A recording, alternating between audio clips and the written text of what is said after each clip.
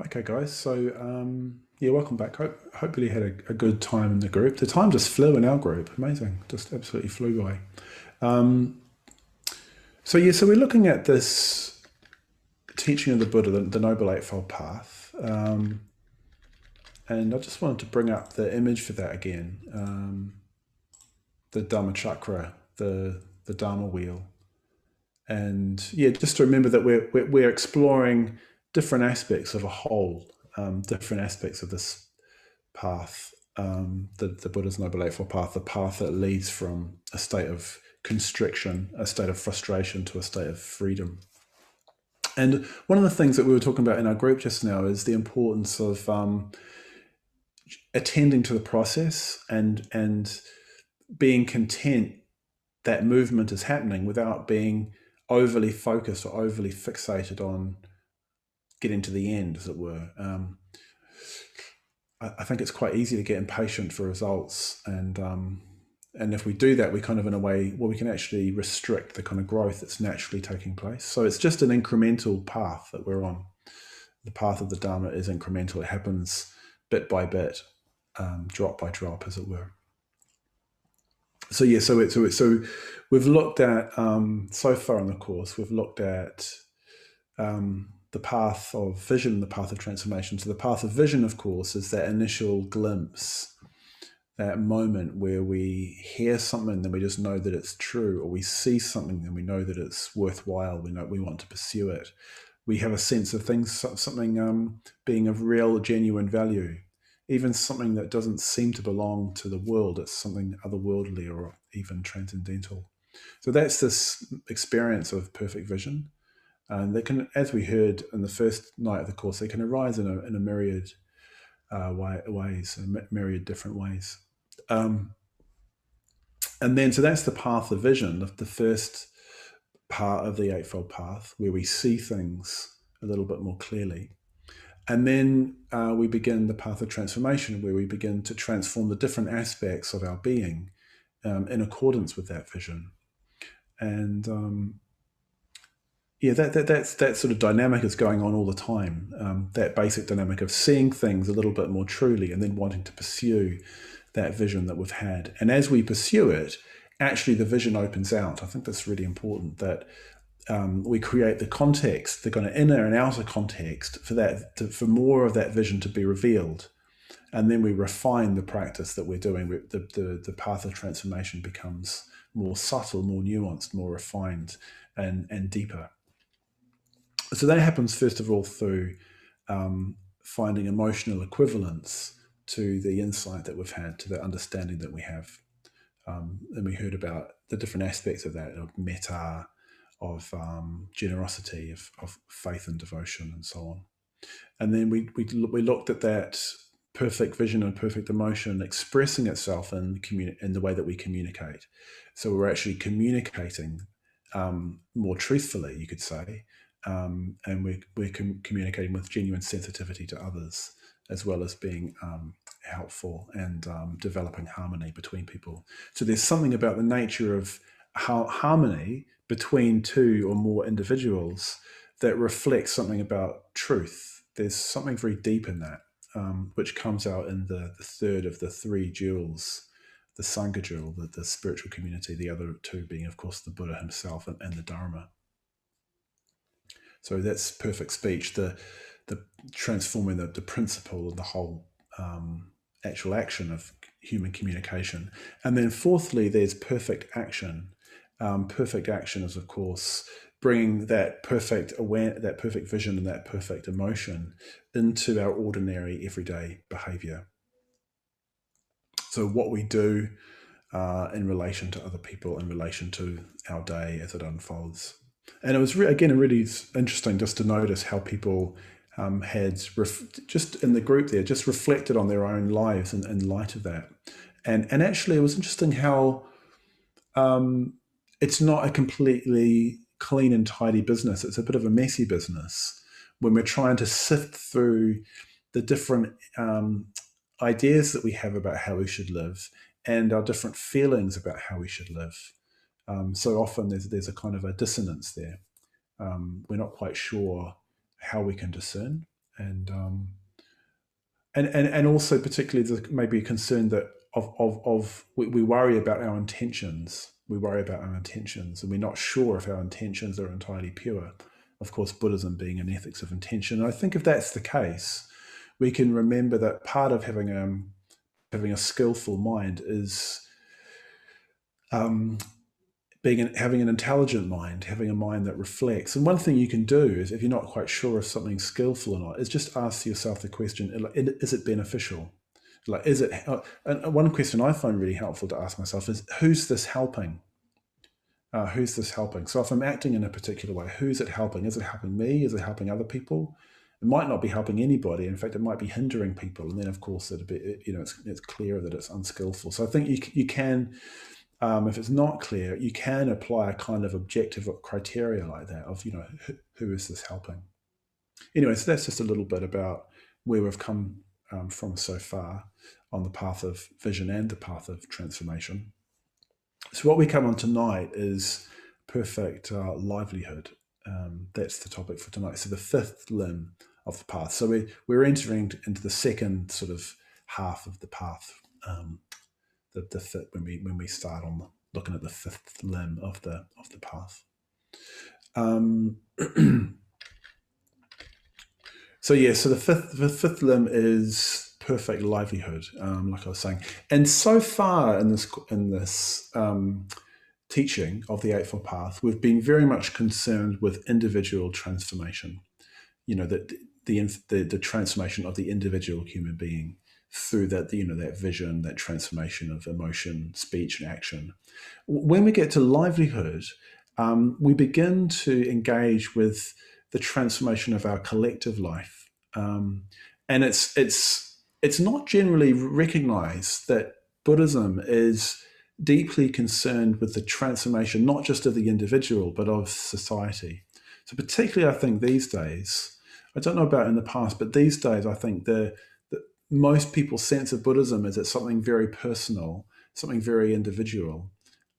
It's not so much concerned with the collective, with society, with changing society, or having an effect on the community. But that is very much part of the teaching of the Buddha. If you look at the Buddha's teaching, he's very concerned with not just the transformation of the individual, but the transformation of the collective, the transformation of society, the transformation of human communities.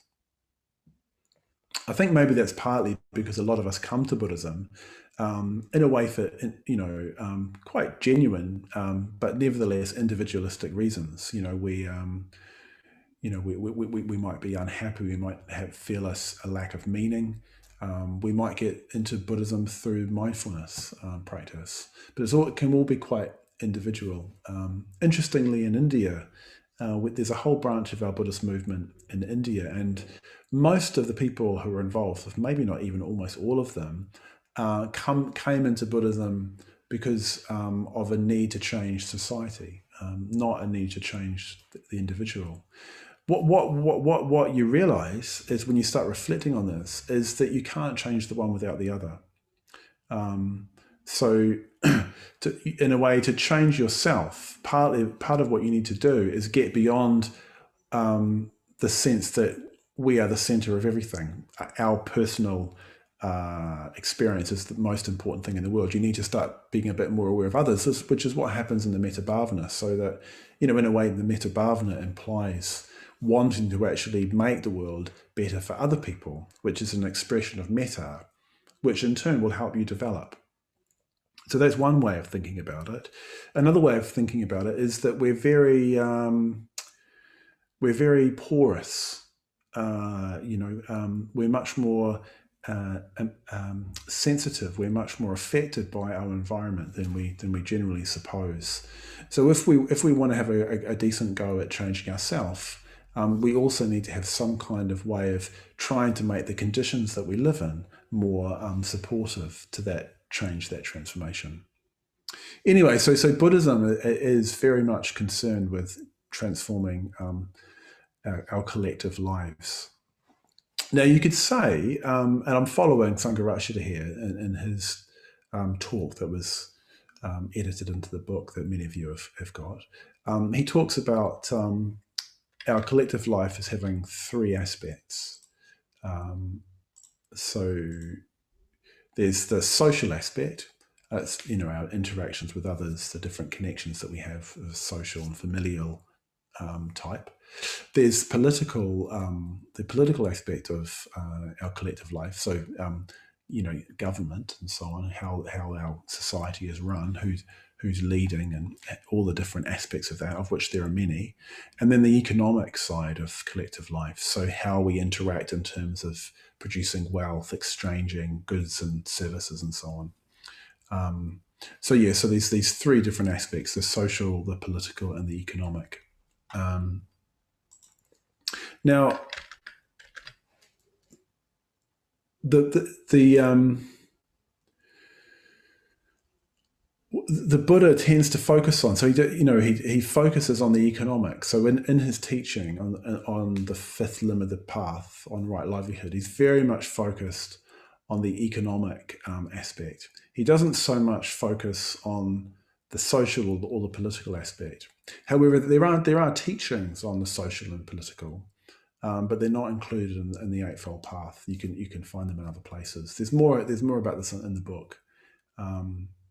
And the question arises, well, why is that? Why did the Buddha focus on the economic side of collective life in terms of the path of transformation? So the reason seems to be that in ancient India, social life was relatively simple and didn't need a lot of revision. It didn't need a lot of critique, except for one notable example, which is that the caste system, which still pertains in India today, 2,500 years later. This idea that you're born into a particular caste, a particular it's like a system of graded kind of hierarchy and inequality. So if you're born into a particular caste, you can't move from that caste.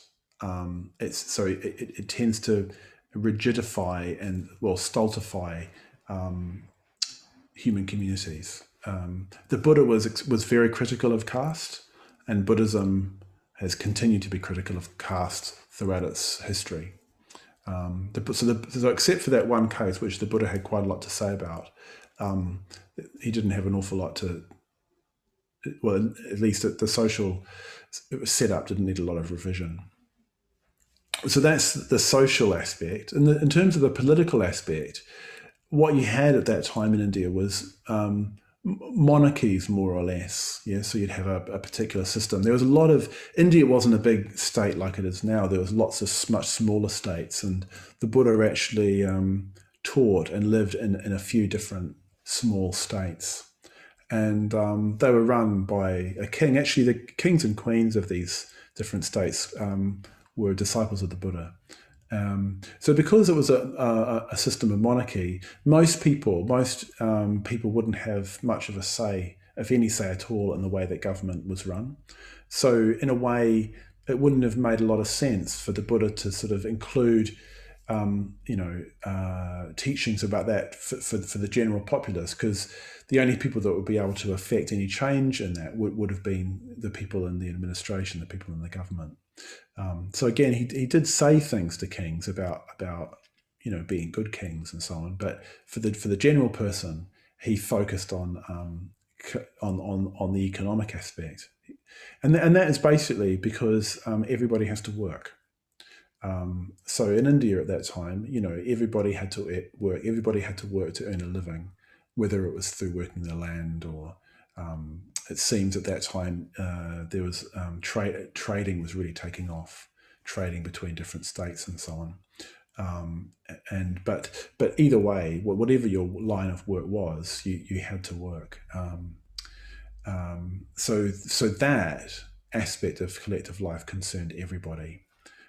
In a way that the economic side of life was more basic, more fundamental than either the social or the political. And that's still the case today, except in some, most people have to work. I'm sure most of us have to work. And by the way, when I'm talking about work, I don't necessarily mean paid work. I think that's important to make that point.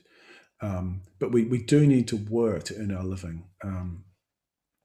And most of us spend the greater part of our lives engaged in work. We probably work more than we do anything, except maybe sleep. But in a way, you can't really count that because we're not conscious. But yeah, we spend a lot of our time working. So in a way, this needs to be included in any comprehensive path of transformation, because what we do, and particularly if we do something repeatedly, it has an effect on the mind. I mean, I've been noticing, I've been spending a lot more time than I normally would since, well, the last year in front of my computer terminal, and I've noticed the effect that it has on my mind, my kind of internal energy. It has a very strong effect. I don't like it.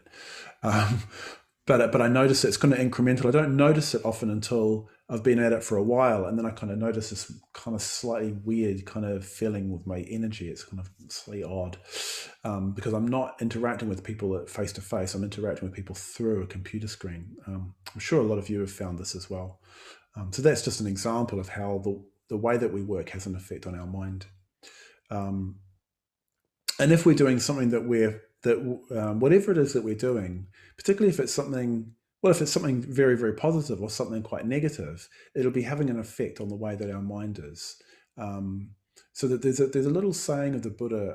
This comes from the Dhammapada, which is a collection of sayings of the Buddha.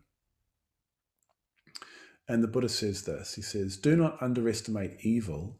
That means unskillfulness. Like unskillful states of mind. "Do not underestimate evil, thinking it will not approach me.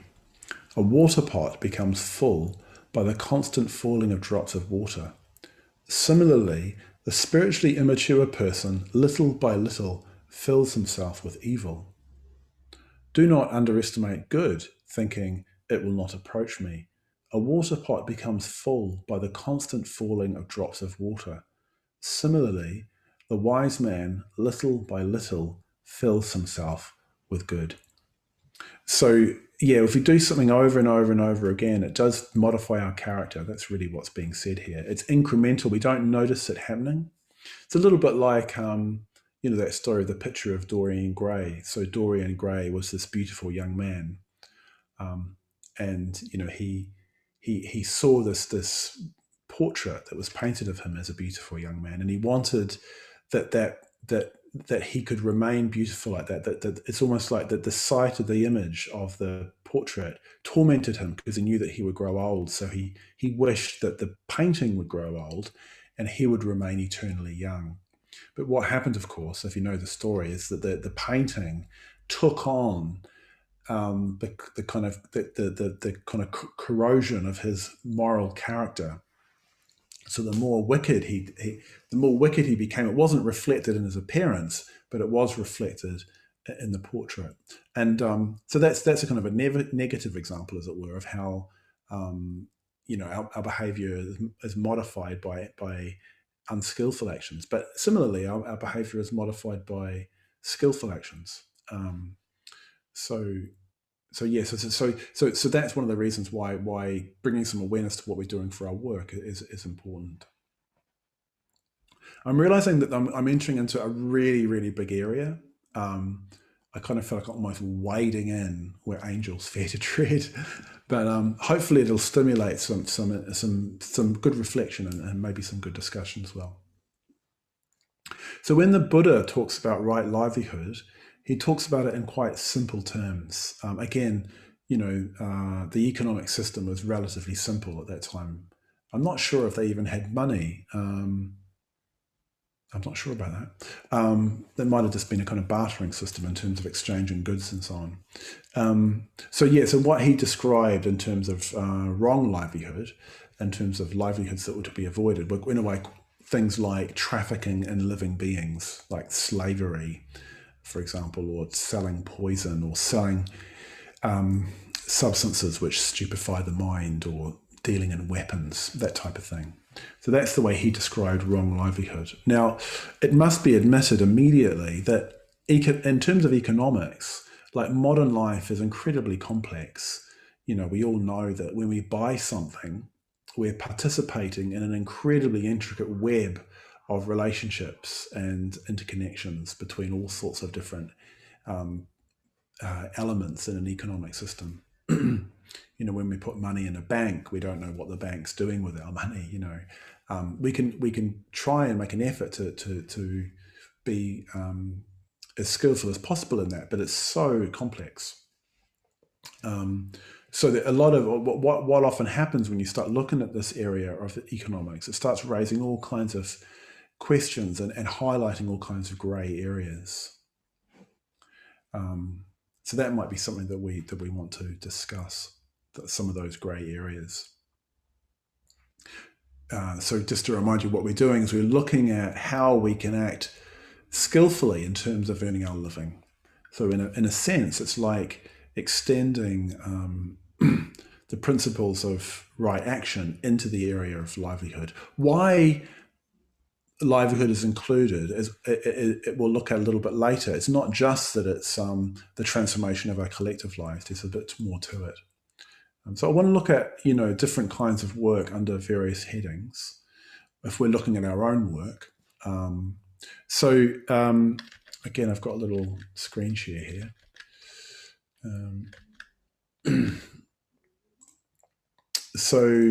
The first kind of work is, if we're looking at work, is work that is positively harmful. So in engaging with a particular kind of work, we're actually doing something which is harming others. So an example of that might be like running an abattoir. I mean, that's kind of an extreme example, but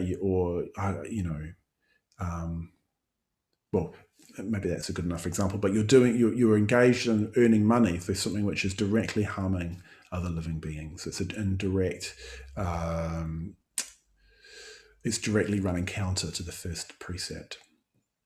So that's the first sort of example of work which is basically wrong livelihood. It's going against the principle of right livelihood, of earning one's living in an ethical and non-exploitative way. The second kind of livelihood is not blatantly wrong, but it might be a livelihood that encourages greed. So interestingly, the example that Sangharakshita uses in the book, which might be a bit surprising, is advertising. So advertising is a profession where you're not all the time, I wouldn't want to be too black and white about it, but you're actively trying to stimulate people's greed for something that they probably don't really need, particularly in the first world. So much of what we want, we actually don't really need. So to actively stimulate that craving is not going to help anybody. It probably won't help anybody be genuinely fulfilled. It might not be kind of blatant, but it can be a little bit more subtle. There's probably other examples of this. I couldn't think of any, but yeah, you're doing something which is, on the face of it, relatively harmless, but actually it is stimulating unskillful mental states in others, or maybe oneself as well.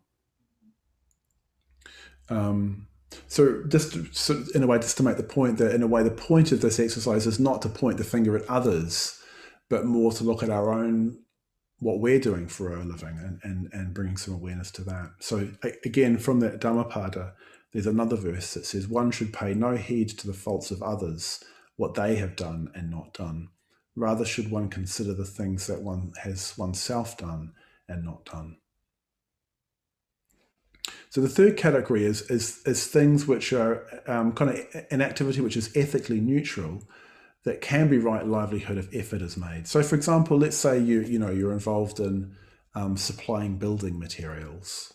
So it's a relatively ethically neutral kind of thing. You could say it's a positive thing. It's providing housing for people and so on, building new buildings.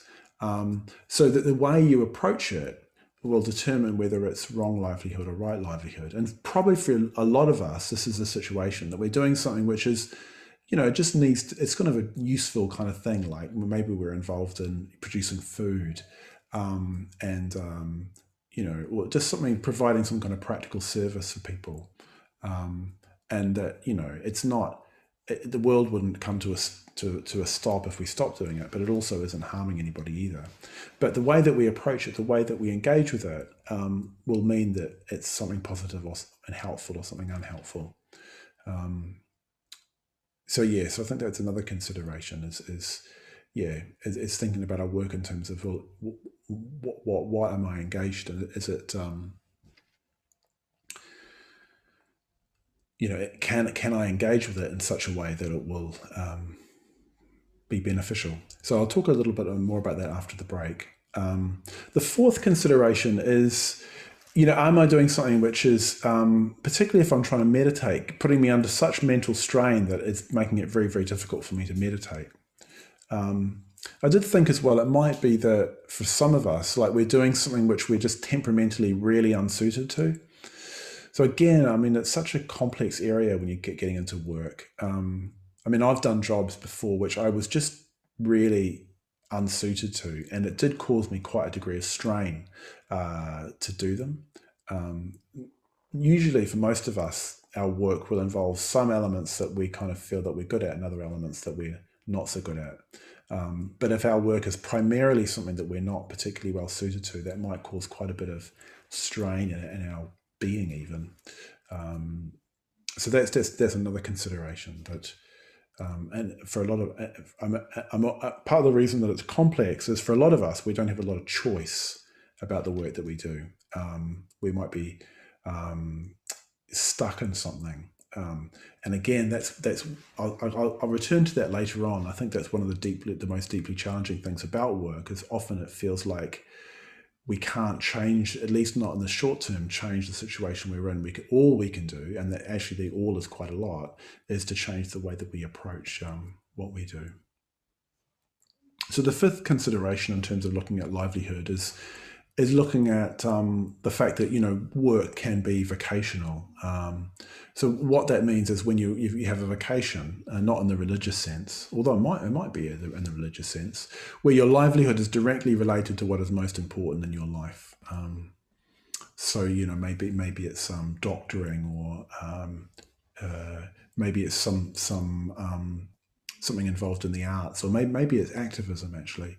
You just really deeply want to change a system, and your whole life is geared towards making that change. It's probably worth noting that even if you are working vocationally in that kind of way, there'll always be some dissonance at some times between what you want to do and what you feel like doing and what you feel like you have to do. And that I think that dissonance is quite interesting to notice, particularly if we feel like we're doing something which doesn't accord with what's important to us, which is actually opposed to what's important to us. So quite often, we were just discussing this in the team actually, quite often what happens with work, people encounter the Dharma and they start realizing that actually they're a bit unhappy with what they're doing and they change their line of work. The most kind of striking example of this that I ever heard was a guy who was doing a meditation course in London. We've got a centre in East London, and he was learning how to meditate, doing the Metta Bhavana, and he was a bouncer in a bar. It sounded like a bit of a rough kind of bar, and the story is that he was. I met this guy, and he was doing the Metta Bhavana, and then at night he was kind of like basically roughing somebody up. And as he was doing that, he kind of realized that he couldn't keep doing those two things. He couldn't keep doing the Metta Bhavana every day and working as a bouncer. That they were opposed. Those two activities were opposed to each other. So in the end, he gave up being a bouncer. But the point is that quite often, I think what happens is when you practice something like the Metta Bhavana or the mindfulness of breathing, you do those meditation practices, it highlights the dissonance that you feel between what your values are and the kind of work that you're engaged in. So that's just a kind of an overview of the territory of actually bringing some awareness to what we're doing for a living, and highlighting the fact that if that when we can't avoid interacting with others economically.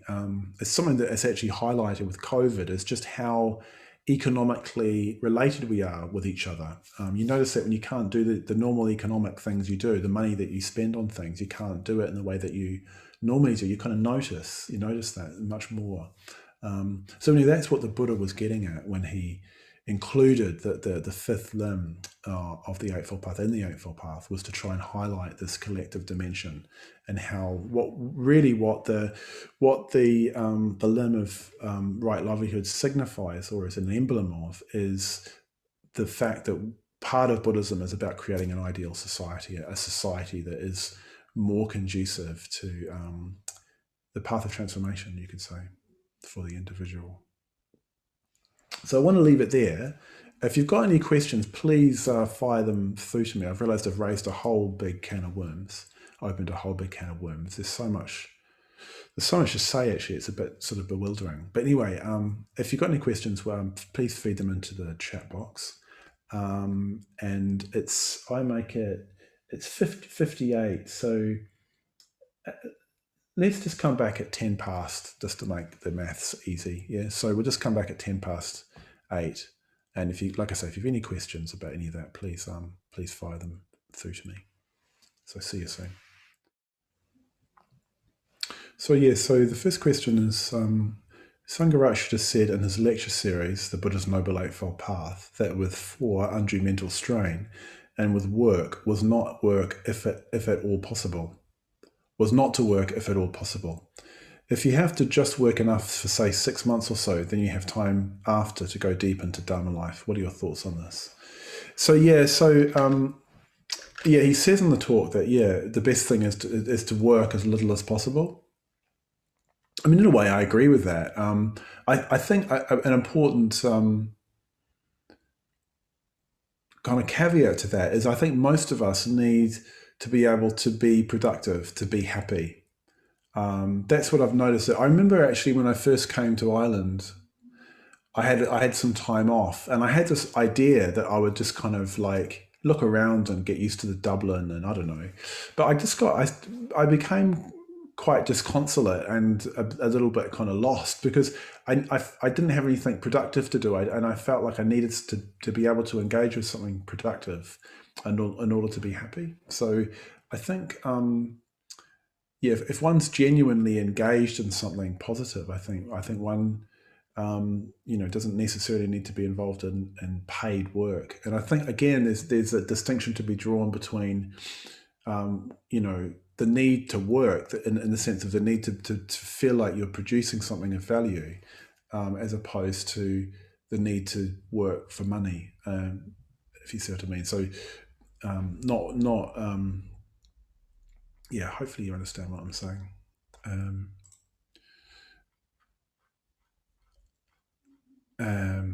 What about international arms dealing and a nation's constituents which do profit financially from the gains made in exporting the arms? Take the US, for example, hundreds of billions in arms sales every year, and it goes into making the whole system more unethical. That's kind of what I was saying earlier, that that we benefit, say in Europe, from certain advantages that we have as Europeans, as opposed to some other countries. I mean, there's just an inequality between the wealth of different countries, and for a lot of countries, their lesser wealth is entirely due to the being exploited by larger countries, probably of which we're part. So this is why it's so complex. I was thinking about that question, thinking that we can't be sure about what's going on, in terms of international relations and international trade and so on. But what we can be sure about is our interactions with others in terms of our work and in terms of our lives. So that's, I think, probably where we need to put our attention. In terms of trying to we can't, is to try to have an awareness of the world that we live in, but trying to make sure that we're affecting change in our immediate environment. Otherwise, we can have this notion of changing the world, but the world is just an abstract idea. The world is basically lots of what people collectively do and what they think. So what we need to try and do is actually just have an impact, and what we can do is have an impact on our immediate environment. We can be sure of that, and we can be confident in that. And sometimes I think if we think purely in terms of changing the world, we can be utterly insensitive to the people who are in our immediate circle. And I think it's quite important that that's what Buddhist ethics is about. Is it's about being sensitive to the people that we interact with directly, primarily, and we can think more broadly than that about how we spend our money, for example, what we eat. Quite important considerations.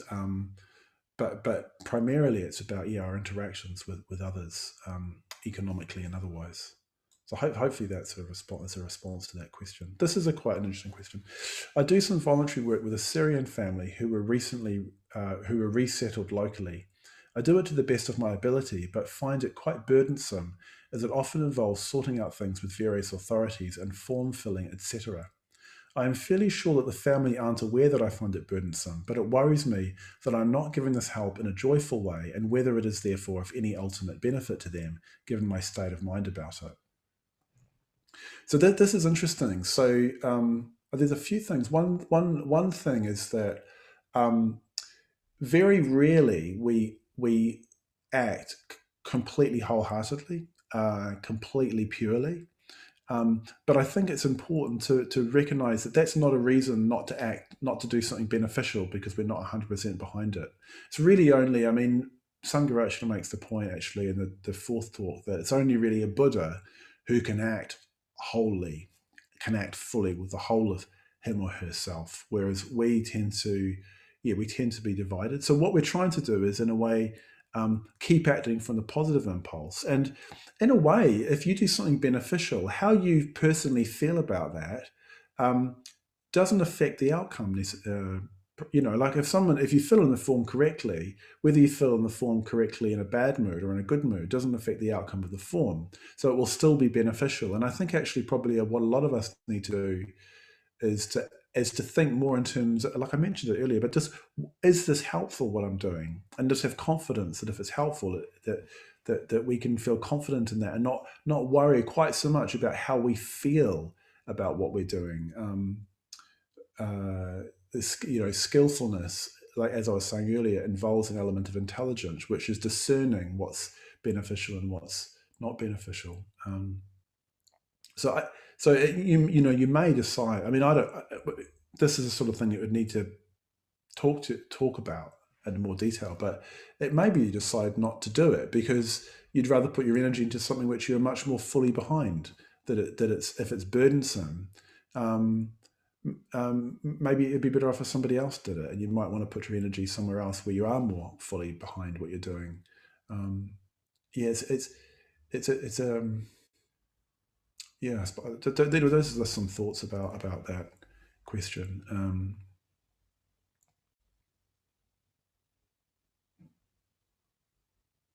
The fact that you're doing something for somebody else affirms your kinship with them on that basic level. So that's a skillful thing. To do something for others is like as we've heard last week, is just a really, really skillful thing. Sometimes we'll want to do it and sometimes we won't want to do it. But the fact that we feel a kind of a duty to our fellow human beings is a really, really positive thing, I think. And maybe the kind of modern reference often in terms of ethics is purely what makes us feel good. And there's much less emphasis on that sense of duty to one's fellow beings. And I hope that's helpful, Rahana. This is a really intricate question. Where does the responsibility of the individual end, as almost everything from food, technology, energy is drenched in the suffering of other people and animals? I guess it goes back to your earlier point that individuals have to really try to change the collective before they change themselves. I wouldn't say they have to change the collective before they change themselves. I would say we need to try and change the collective as well as changing ourselves. I think that's quite important. Otherwise, we'll never get around to changing ourselves because the world will always need to be transformed. There'll always be things that need to be improved. But it's more just seeing that we can't if we're interested in transformation, we can't kind of chop ourselves out of the fabric of life and sort of transform ourselves all on our own. That part of human life is by its very nature collective. So we have to be transforming that as well as transforming ourselves. We can't only transform ourselves. I think it's so we need to give some attention to the collective aspect of our lives if we're going to make any real inroads in terms of transformation. If you see what I mean.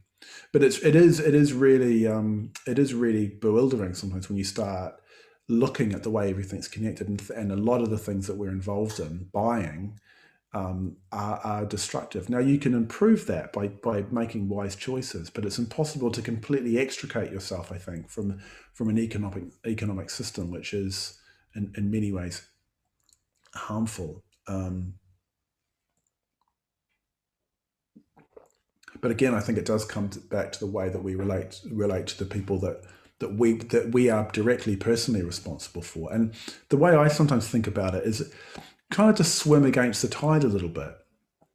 So you might not be able to be absolutely, perfectly, spotlessly ethical economically, but at least you're moving in a positive direction and encouraging other people to do similarly. And then the system will change eventually if everybody does that. I mean, it's happening. I mean, if you look at like people divesting from fossil fuels, for example, I mean, I don't want to get into a discussion about climate change, but it is interesting that people are withdrawing investment from fossil fuels. That is happening because people see that that's destructive. So change does happen if enough people make those decisions and are pressured to make those decisions if they're large corporations and so on. But again, it's important just to keep coming back to personal responsibility. In advance of International Women's Day, my work are encouraging people to challenge discrimination. However, when I have done that, I've been ignored because people are afraid of challenge. I just wanted to highlight how difficult that can actually be sometimes, and how what workplaces do in theory, policy, and in practice can be two completely different things. And the question part in regards workplace discrimination is, do you have any tips on challenging positively? Because I feel that a lot of the time workplaces may avoid change unless they have to. I was going to say, I mean, when I read that question, I mean, it's a very difficult matter, but maybe one thing I would say is like picking your battles. It may be that that if you challenge a certain I was actually just listening to somebody's life story. They were talking about some of their work environments with some very, very, very domineering bosses. And I can imagine if I was to work in a workplace like that, I wouldn't be able to affect any real change as long as that boss was in the position that they were in. So it might be that you try and direct your attention to somewhere where it's going to be actually of some benefit. I think in a way one needs to be pragmatic, but I have had friends who have challenged discrimination. Interestingly, I had a friend who worked in an environment in England, an Irish guy, and he was just exposed to consistent bullying and racism, and he ended up taking. And he was a member of our order, quite a good friend of mine, and it got to the point where he just thought, I'm not going to put up with this anymore, and he went through the whole procedure of making complaints, and I think actually one of his colleagues was sacked over that. So I mean, he felt that he had to take a stand against that because it just made his work impossible, and it made the whole environment really corrosive for other people. So he decided to take that step. So he kind of felt that battle was worth entering into. But again, one needs to take into consideration what resources one has personally if you're going to undertake that kind of thing, because not everybody's a fighter. And it does have a cost. So again, it's complex, isn't it, with work? Because you might decide the best thing you can do is get out of the environment, or you might decide that for the sake of others, you might need to take a stand. It's quite a complex situation. One thing I think you can be certain of, that if you act on the basis of metta, then you're much more likely to get a result. If you criticize somebody purely on the basis of indignation, it makes it very difficult for them to respond positively. But if you appeal to what's best in people when you communicate with them, you're much more likely to get a positive outcome. I was just discussing this with a friend earlier today, that if you criticize someone and you back them into a corner, it's much more difficult for them to hear what you've got to say. But if you're able to say what you're saying and not back them into a corner, not minimize the message that you need to give, but not back them into a corner, they're much more likely to be able to come and meet you halfway. But often I think we sort of in a way set up an unfortunate outcome by the way that we approach these kinds of things. So I think it's really worth thinking about that in a way of not assuming that you have to just fight for what you think is right. That if you appeal to the other person, the other person's sense of decency, that they might be more amenable than you suppose. I mean, it's highly dependent on situations. I hope that's helpful, Annabelle.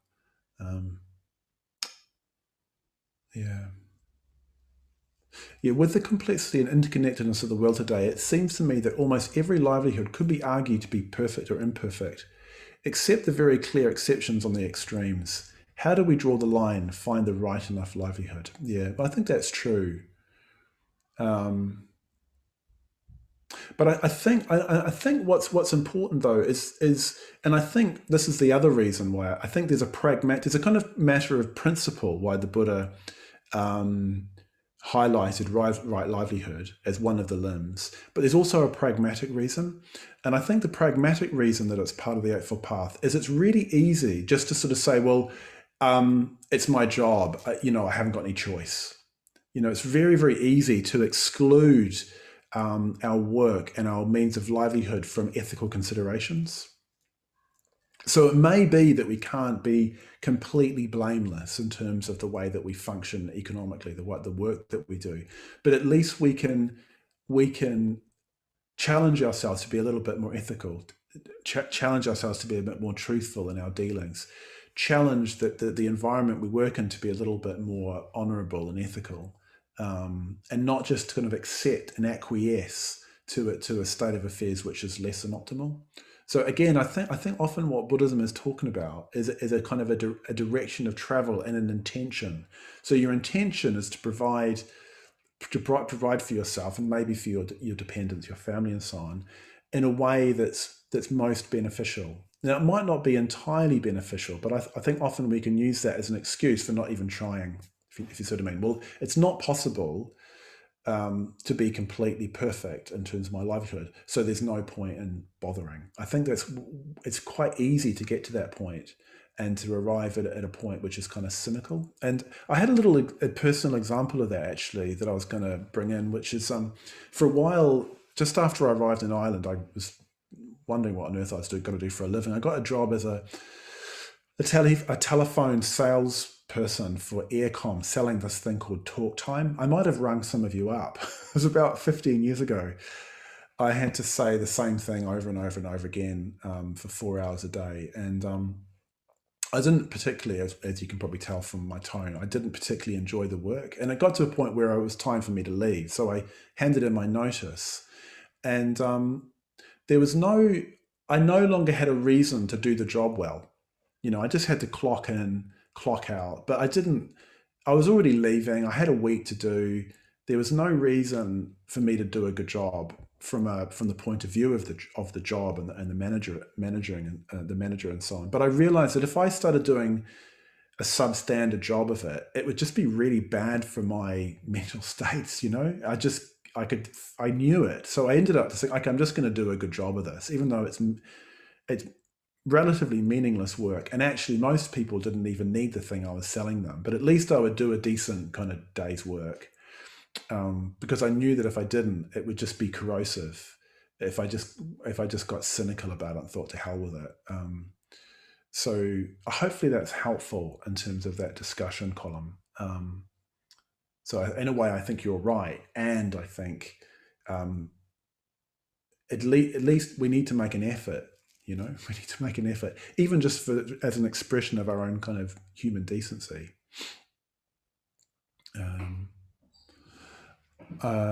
Reflection. I've learned this before, but it has just dropped. Sometimes our world is more perfect than we think, because when we are suffering, this can produce a positive result later. Therefore, difficult situations can be the perfect chance for people to evolve. Maybe, yeah. Sometimes, I mean, there is adversity in life. There's no doubt about it. And we need fortitude in order to achieve things which are beneficial. Certainly. If we only ever do what's easy, then nothing ever changes for the better. But also probably we won't change for the better either. What about the idea that right livelihood might have been attainable in the time of the Buddha, but it is far more difficult in the modern world? Yeah, again, I think it's probably true. It's more difficult, but it's still possible. Yeah. Oh, that we've got to the end. Yeah. So again, I suppose just to reiterate, I think just because it's not possible to be absolutely, perfectly, spotlessly pure, I still think it's well worth making the effort, even just to create a sense of something positive around us in our immediate sphere, our immediate circle, the people that we interact with day to day in our work. Even just for the sake of our own mind, you know what I mean? Even if people will. The thing about work, about the whole economic situation, is we will come into contact with people who are disagreeable. Absolutely, we can count on that. And that's when our metta is tested. So it's sometimes said, and in a way, maybe I'll get into a little bit of just reflection on our own work. It's sometimes said that work is the tantric guru. So a tantric guru in tantric Buddhism is a very, very tough teacher who might get us to do very, very difficult things in order to develop ourselves spiritually. So there's a number of different stories, a number of different episodes and lives of famous Buddhists that highlight this. I haven't really got time to go into it. But the point is that often it's in work where we encounter most adversity, and actually where we can make a lot of progress by meeting that adversity with creativity and with initiative.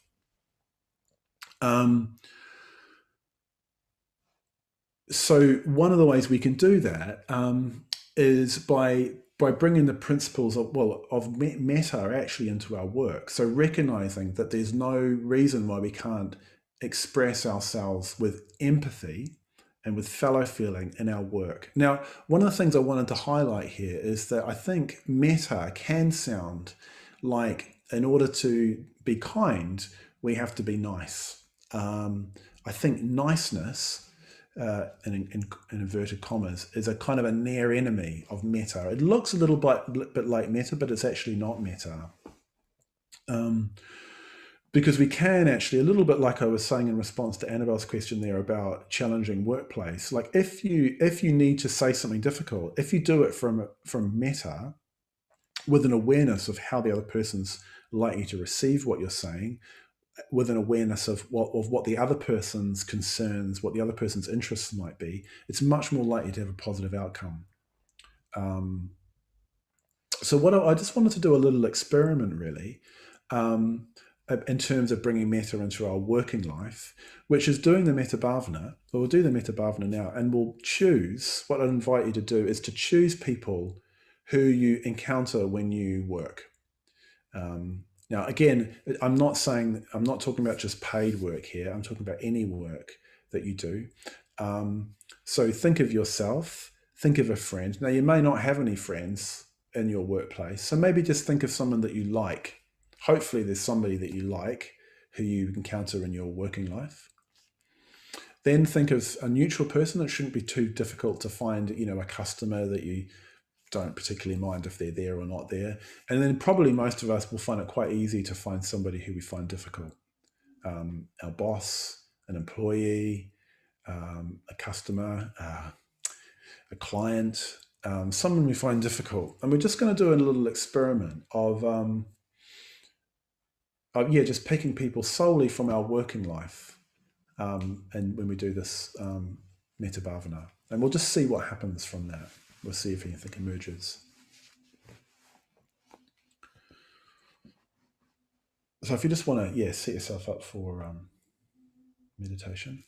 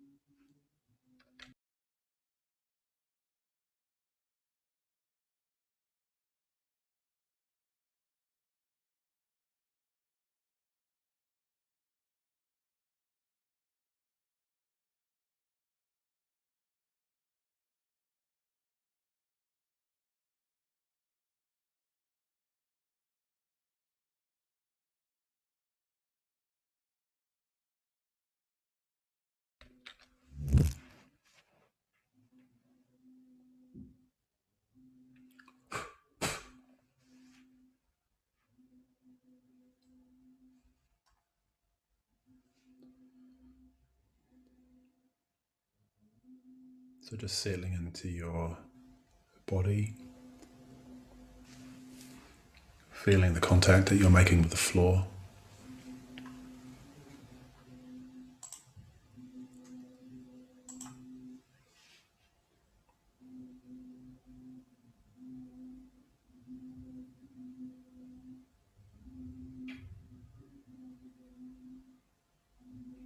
Noticing the space around you.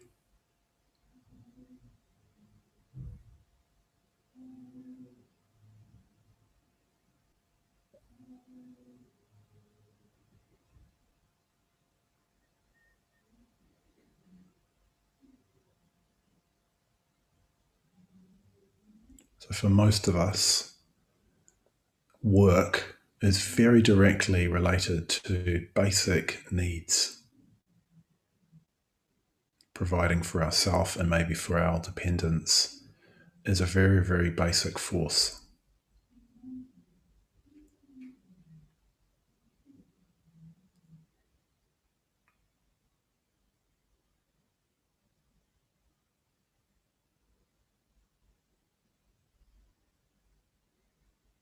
So the word livelihood is associated with the word life. We're earning a living. It's that basic.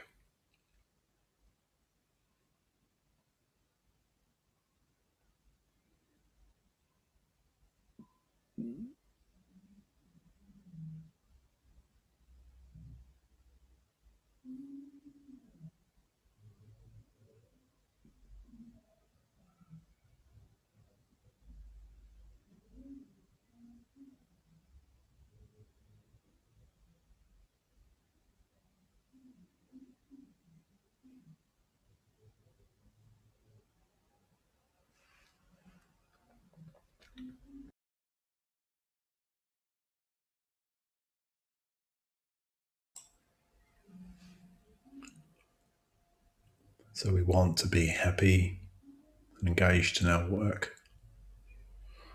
So we can actually give expression to that by saying, and thinking of our work when we say, may I be well.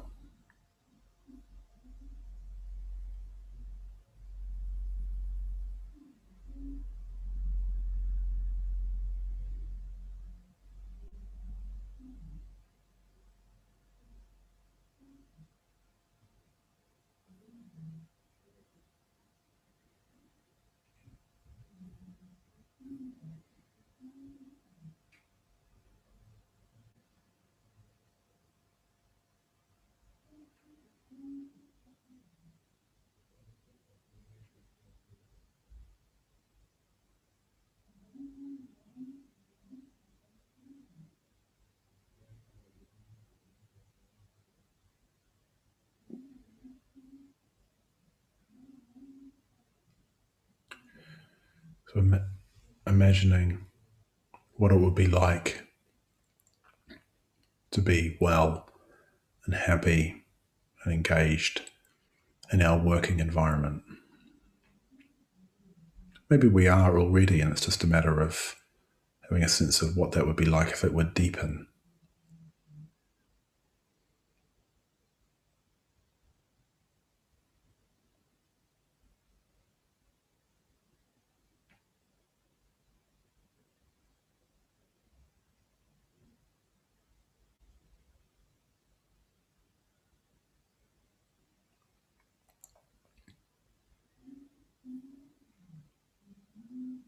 So if we want to, we can say the phrase again, or we can say, may I be happy.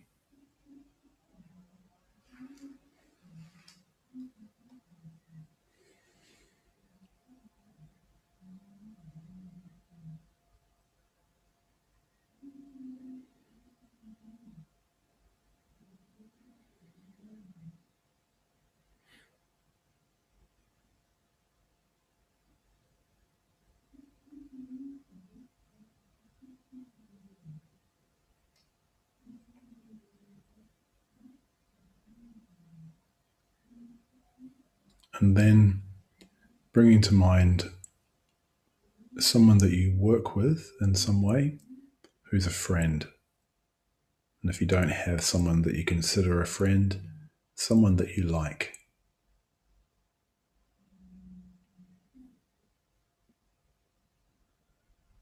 So bringing them to mind.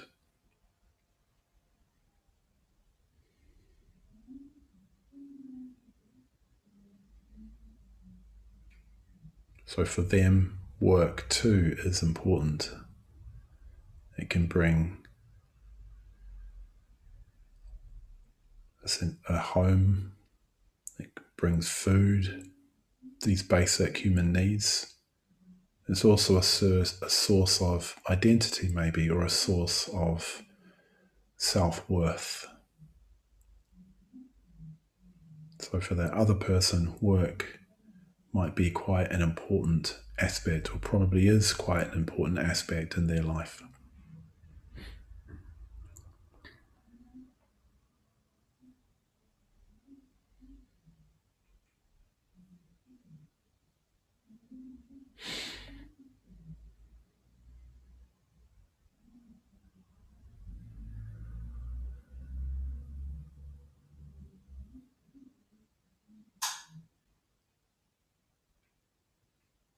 And we can wish them well also, using the phrases if we wish.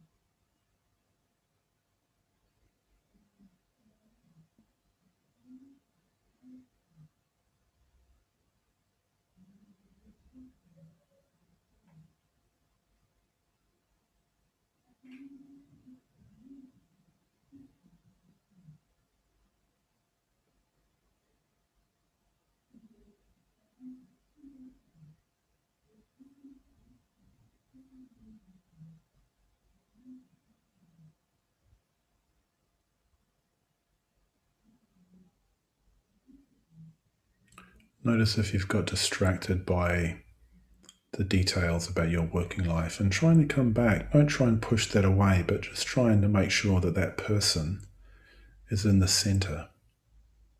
There will be other bits and pieces floating about, but just make sure that the person is in the center of your attention.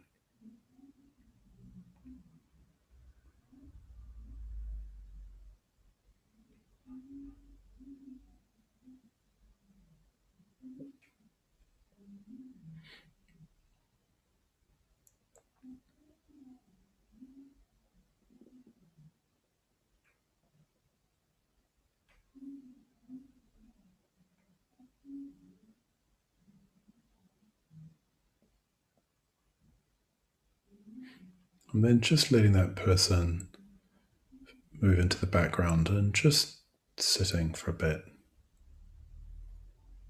connecting in with a sense of the belly, the heart, checking that the face is relaxed.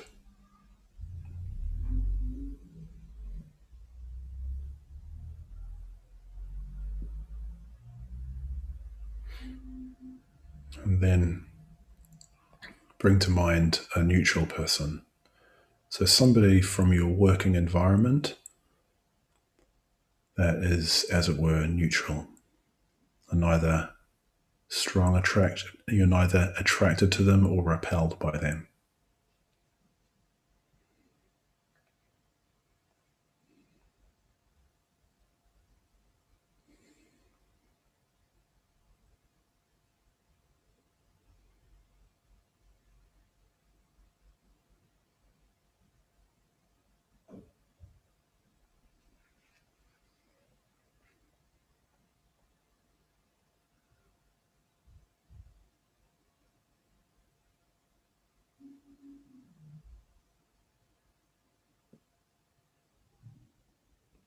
And for them as well, work is an important part of their life. They probably do it more than they do anything else in their life.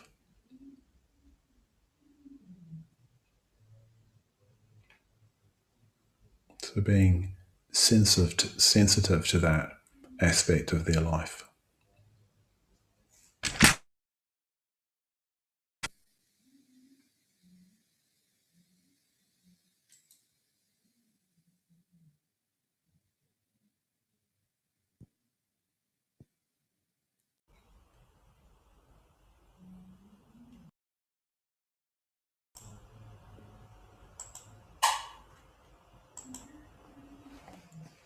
And including them in your metta and your well-wishing.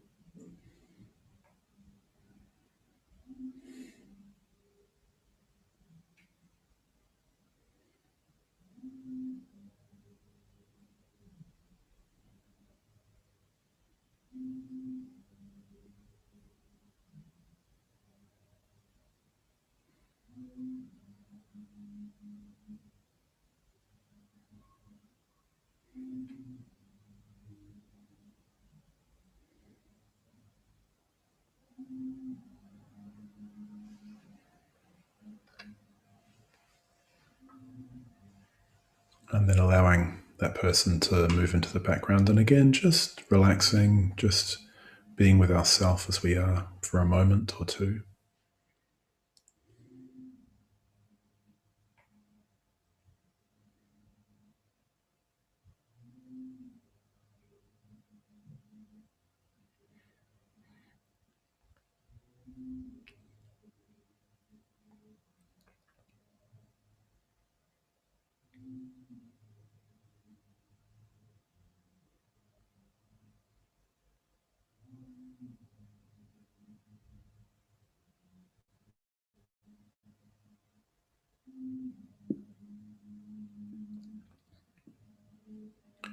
And then bringing that person who we work with who's difficult to mind. And remembering that for them, work too is a pressure. There's an imperative in terms of their life and their needs, in the same way that there's an imperative for our life and our needs.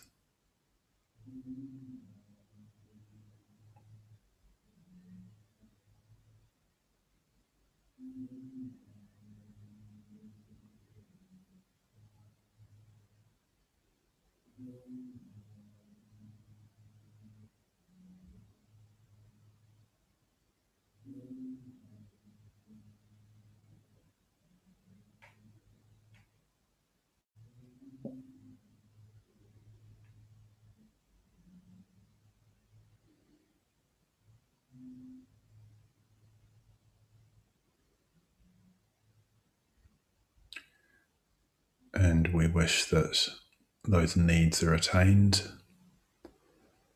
So we say, may you be well, and so on.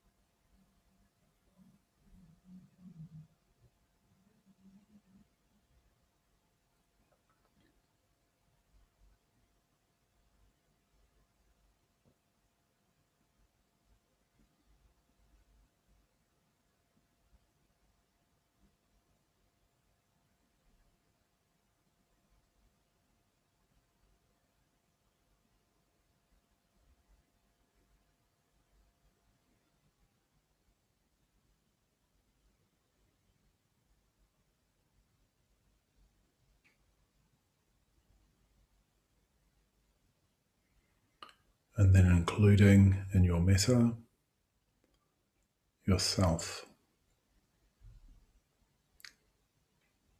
your friend,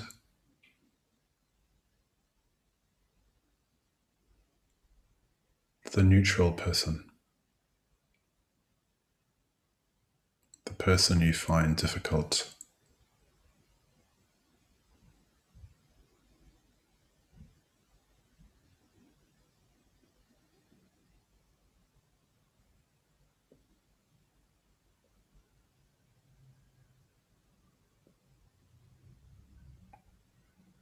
wishing metta, as it were, equally to each.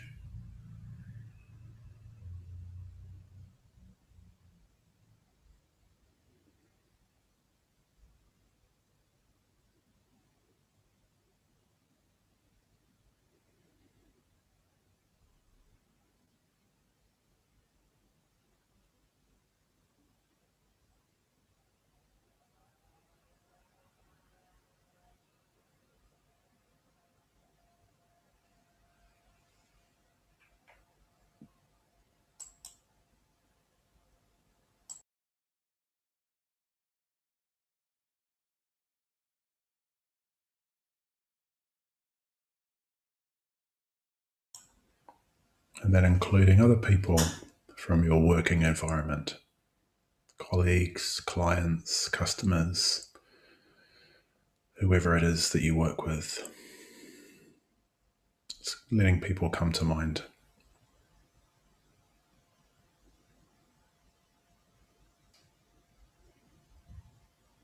Employees, employers, colleagues, team members, students, teachers, etc.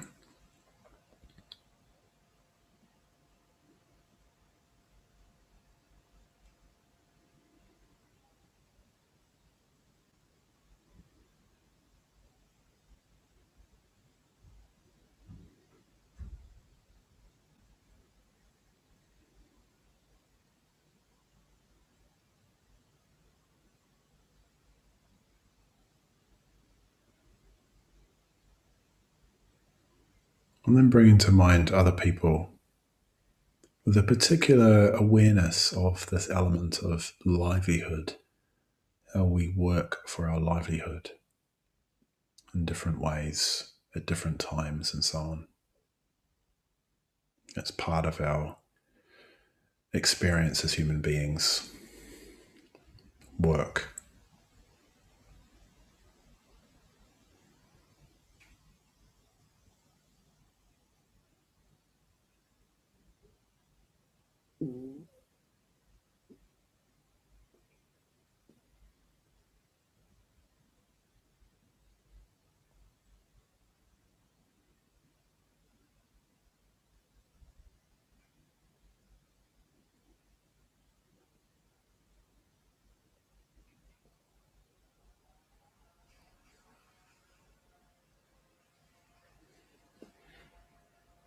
And now letting go of any particular individuals and just having a sense of well-wishing radiating out from our heart.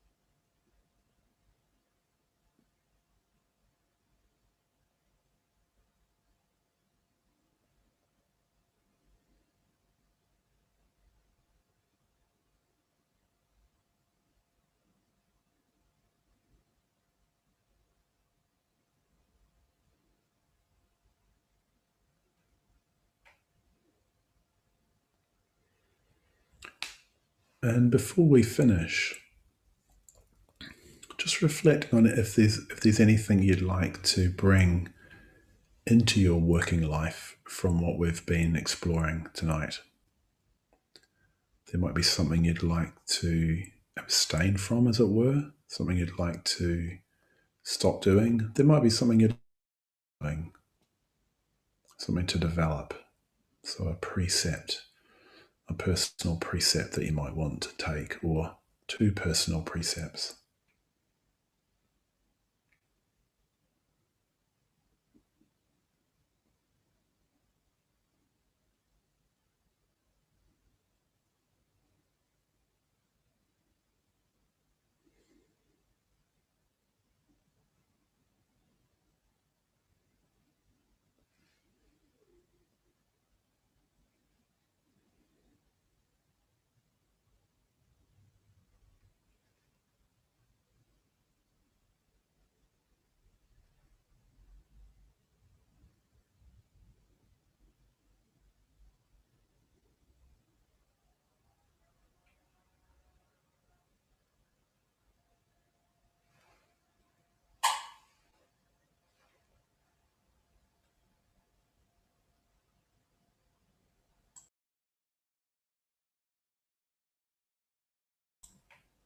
So there might have been an area that we talked about